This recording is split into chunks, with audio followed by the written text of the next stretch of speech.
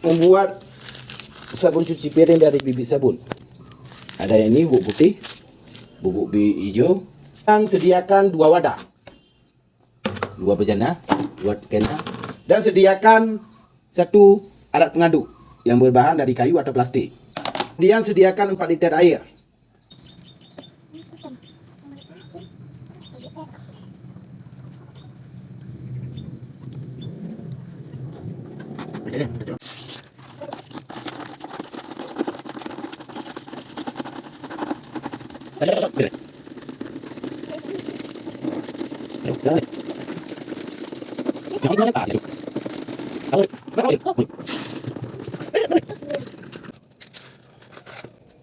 Kemudian larutkan 2 liter air. 1, 2.